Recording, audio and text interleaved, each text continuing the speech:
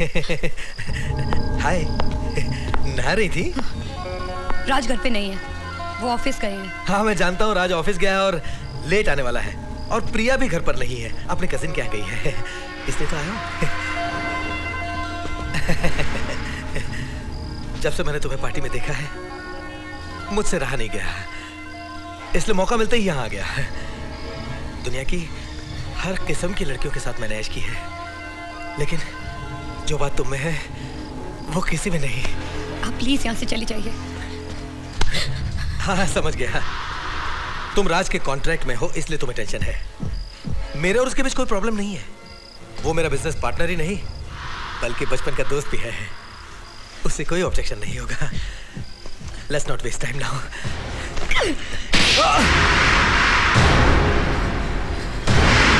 2 टके की धंधे वाली, तूने मुझ पर हाथ उठाया।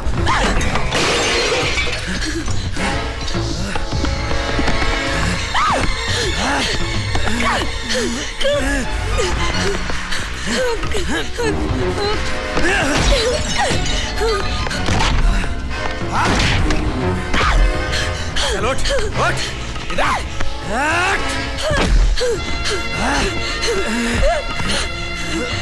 बहुत शरीफ बनती है तू, क्यों?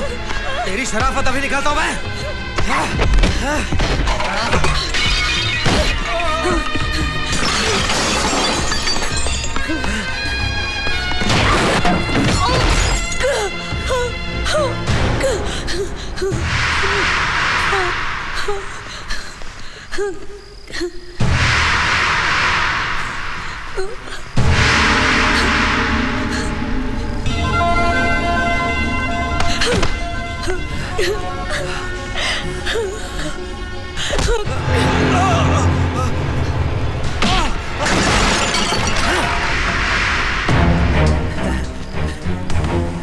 राज, मैंने सोचा था कि क्या सोचा? रेप करेगा? रेप करेगा? हाँ? क्या कर रहा है राज तू? रेप करेगा? मेरी बात तो सुन राज। रेप करेगा? राज, राज, राज मेरी बात तो सुन। राज मेरी, राज क्या कर रहा है तू? एक 2 टके की धंधे वाली के लिए तू मुझ पर हाथ उठा रहा है। ये तुझे 2 कौड़ी की धंधे वाली दिखाई देती? मुझे तो नहीं दिखाई दी। तुझे कैसे दिखाई दी? तुझे कैसे दिखाई दी? कैसे दिखाई दी तुझे? राज, ऐसी लड़की के लिए तू अपने बचपन के दोस्त पर हाथ उठा रहा है।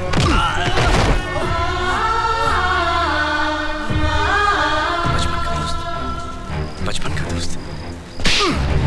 मेरा भाई भी होता ना, तब भी मैं तुझे जान से मार देता, समझा?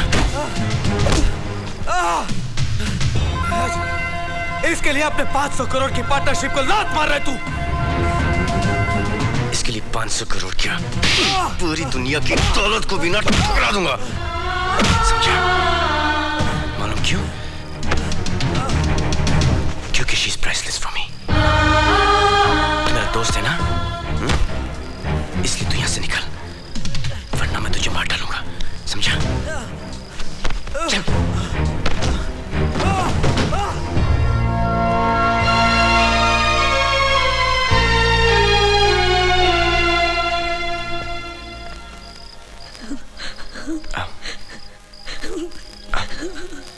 अच्छा।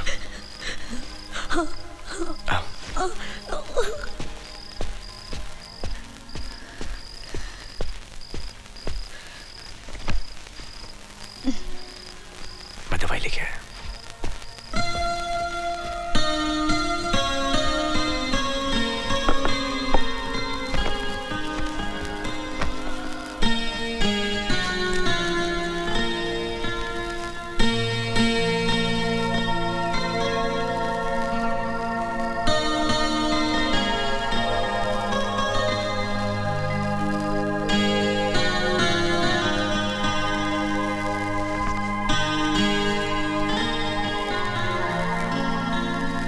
किसी भी चीज की जरूरत पड़े तो बुला लेना, ओके?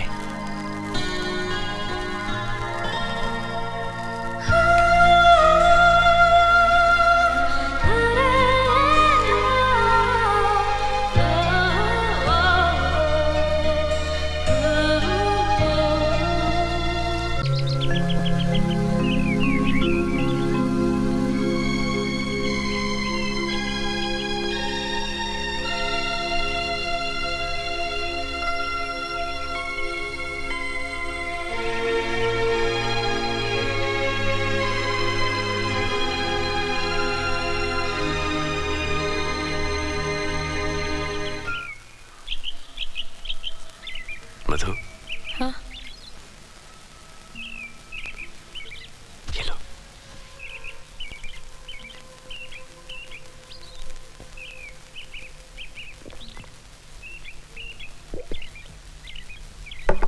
क्या सोच रही थी? अपना बचपन याद कर रही थी।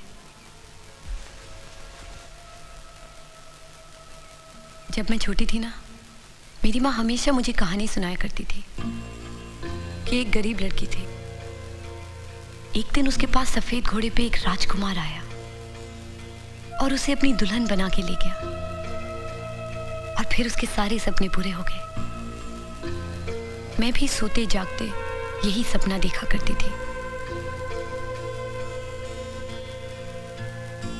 जब मैं बड़ी हुई तो मेरे लिए सफेद घोड़े तो नहीं, लेकिन बहुत सारी सफेद गाड़ियां आई।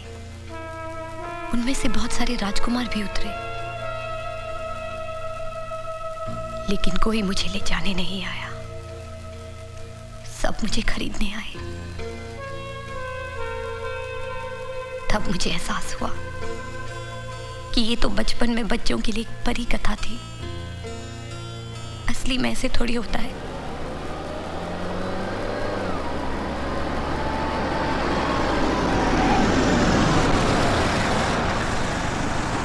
Thank you very much. Raj और प्रिया तो हमें देखकर चक्कर खा जाएंगे, देखना। ए छोटू, जल्दी से सामान नीचे उतार, चल। अरे बंसी जी, इतना सामान मैं कैसे उठाऊंगा? आओ मेरे साथ।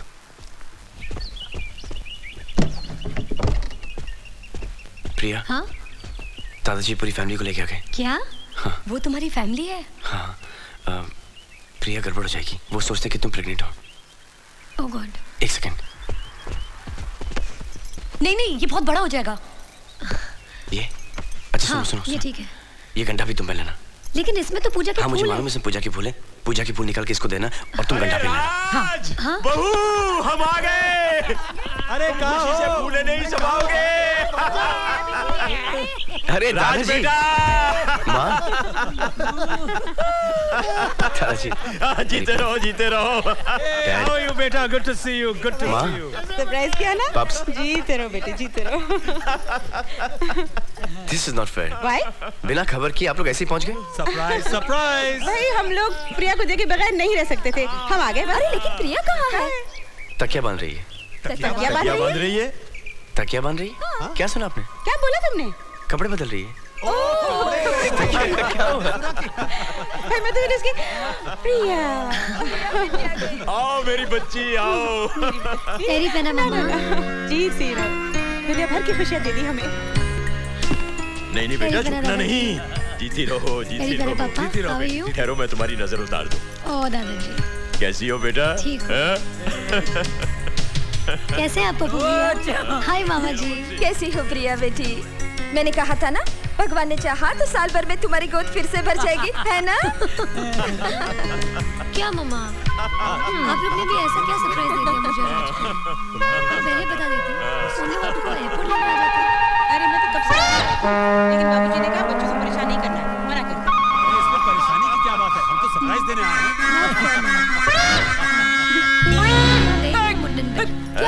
क्या हुआ? हाँ?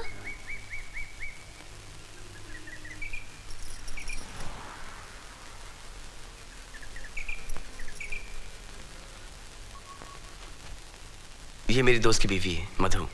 इसके हस्बैंड अक्सर बिजनेस के सिलसिले में बाहर रहते हैं।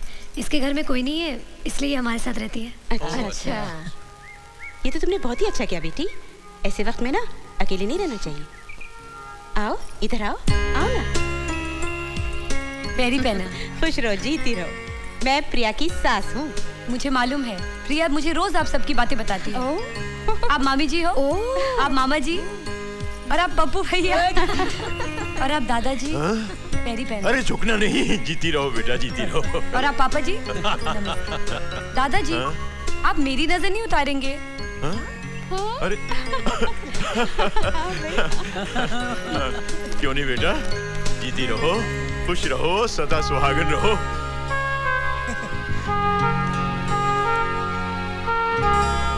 ठंड की बात नहीं है। मिथुन चक्रवर्ती ऊटी में क्यों रहते हैं?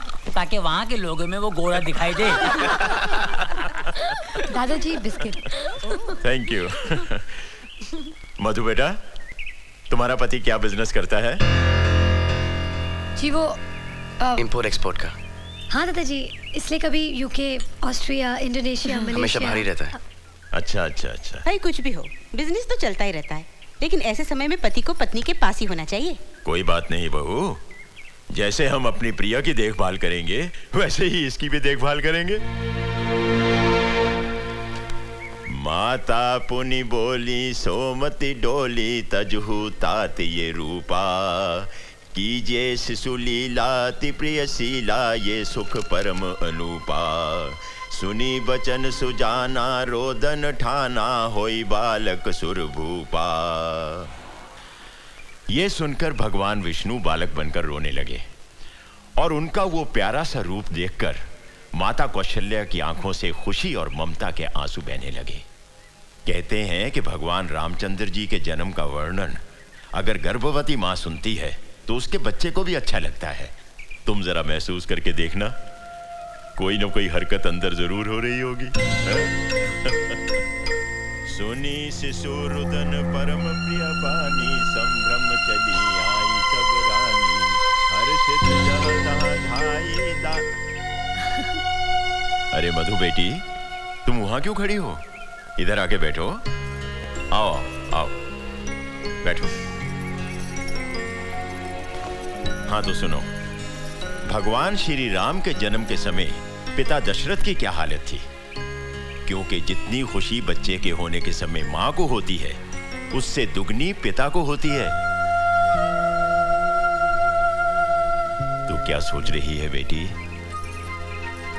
यही ना कि तेरा पति तेरे साथ नहीं है।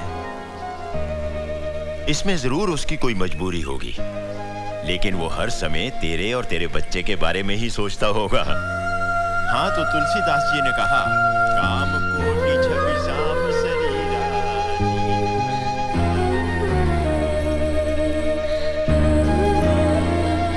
प्रिया, प्रिया बेटी। जी माँ। बेटी वो सौंठ के लड्डू है, याद है? मैं दिल्ली से लेकर आई हूँ तेरे लिए।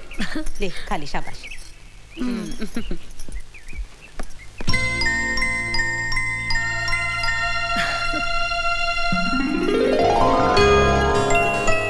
मधु बैठ।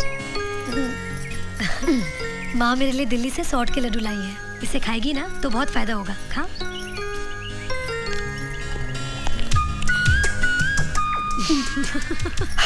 तीखा है ना? लास्ट जब मैक्स पे करी थी ना तो मुझे भी बहुत तीखे लगते थे, इसलिए माँ मुझे अपने सामने बिठाकर जबरदस्ती खिलाती थी। एक और खाएगी? मधु। अरे मारी, कहना नहीं मैंने लड्डू खिलाए। ओके? मधु। जी माँ जी। अरे तुम यहाँ हो और मैं तुम्हें तुम्हारे कमरे में ढूंढ रही थी। मैं दादाजी के पास बैठी थी। क्या बात है, तुम रो रही हो? नहीं नहीं नहीं, मैं रोने वाली पिक्चर देख रही थी ना, इसीलिए। रो पड़ी। चल तो मेरे साथ। चल बैठ, आराम से आराम से। मधु बेटी, ये है ना, ये सौंठ के लड्डू हैं। इसे खाने से बच्चे को और माँ को दोनों को बहुत फायदा होता है। चल खा ले। नहीं नहीं माँ जी, मैं बाद में खा लूंगी। नहीं नहीं, बाद में नहीं, तुझे मेरे सामने खाना होगा वरना तू रख देगी। नहीं नहीं माँ जी, तीखा होता है ना, इसलिए मैं जानती हूँ। चल मुँह खोल। नहीं माँ जी, मैं। शाबाश शाबाश बच्ची मेरी, मुँह खोल मुँह खोल मुँह खोल मुँह खोल। शाबाश शाबाश, ठीक है ना? शाबाश। अरे मधु बेटी, तुम्हारे पैरों में तो बहुत सूजन है। जी मैंने डॉक्टर से कहा था, लेकिन उन्होंने कहा ऐसा होता है। ऐसा होता जरूर है, लेकिन ज्यादा सूजन अच्छी बात नहीं। मैं तेरे पैरों में ना 7 बूटी वाला तेल लगा देती हूँ, उससे सूजन कम हो जाती है। बंसी, जी माँ जी। वो 7 बूटी वाला तेल तो लाना। अभी लाया। बस रख दो जी। ला बेटी। नहीं नहीं माँ जी, आप मेरे पाँव को हाथ लगाएं, मुझे अच्छा नहीं लगेगा। लेकिन मुझे तो अच्छा लगेगा। जिसे जुबान से बेटी कह दिया, उसे मन से बेटी मान भी लिया। तू मेरी बेटी है ना? हाँ?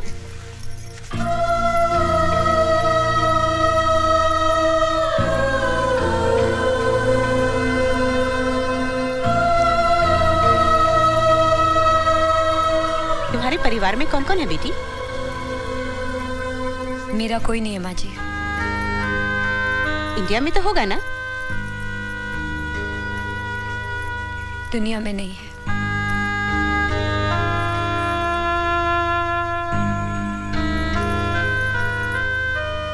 आज के बाद फिर कभी मत कहना कि मेरा कोई नहीं है। अब से ये सारा परिवार तुम्हारा है।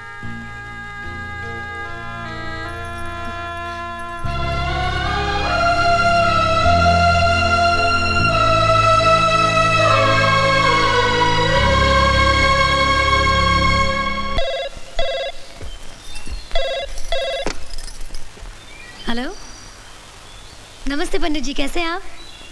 हाँ जी, एक मिनट। दादाजी, हाँ बेटा। पंडित जी का फोन है दिल्ली से। हेलो। हाँ पंडित जी, नमस्कार। किसका फोन? पंडित जी, हाँ, क्या बोल रहे? पता नहीं। ठीक है ठीक है, आप जैसा कहते हैं वैसा ही करेंगे। आप तैयारी कीजिए। हाँ, अच्छा। हाँ। किसकी तैयारी दादाजी? राज, पंडित जी ने प्रिया की गोद भराई की रस्म के लिए 18 तारीख का मुहूर्त निकाला है। अरे मुबारक हो। हम कल ही दिल्ली जाएंगे। अच्छा रंजी, अरे बहू। राज, हम इंडिया कैसे वापस जा सकते हैं? मधु भी तो हमारे साथ होनी चाहिए ना? क्योंकि प्रिया की गोद भराई की रस्म 18 तारीख की फिक्स हो गई है। तुम राज के साथ ऑफिस चले जाओ और फॉरेन बोर्ड की मीटिंग बुलाकर सबको समझा दो। दादाजी, ऐसा नहीं हो सकता कि आप पंडित जी को यहीं पे बुला लें और यहीं पे गोद भराई की रस्म कर लें? क्यों? क्योंकि प्रिया की डिलीवरी की डेट इसी महीने और यहाँ पे मेडिकल फैसिलिटीज भी बहुत अच्छी हैं। अरे फैसिलिटी क्या बात कर रहे हो? एक फोन मार के सारी फैसिलिटीज मैं दिल्ली ट्रांसफर करा दूंगा। यहाँ के फैसिलिटी मिनिस्टर का नंबर क्या है? अरे यहाँ पर मिनिस्टर की फैसिलिटी ही नहीं है। अच्छा, इससे तो अच्छा बिहार है। राज बेटा, सारी मेडिकल फैसिलिटीज दिल्ली में मिल जाएंगी। और गोद भराई की रस्म तो वहाँ की जाती है जहाँ दोस्त हों, रिश्तेदार हों। You're right, माँ। हम सब इंडिया चलते हैं। मधु, मैंने तुम्हारे हस्बैंड को प्रॉमिस किया था कि मैं तुम्हारी देखभाल करूंगा, क्योंकि तुम्हारी डिलीवरी की डेट और प्रिया की डिलीवरी की डेट एक ही दिन पे है। लेकिन हम सब इंडिया जा रहे हैं गोद भराई की रस्म के लिए और मैं दादाजी की बात कभी टाल नहीं सकता। लेकिन तुम्हारे हॉस्पिटल की बुकिंग्स वगैरह मैं सब कर दूंगा और जब भी तुम्हें लेबर पेन हो तुम खुद चली जाना, इतना मैनेज कर लेना प्लीज।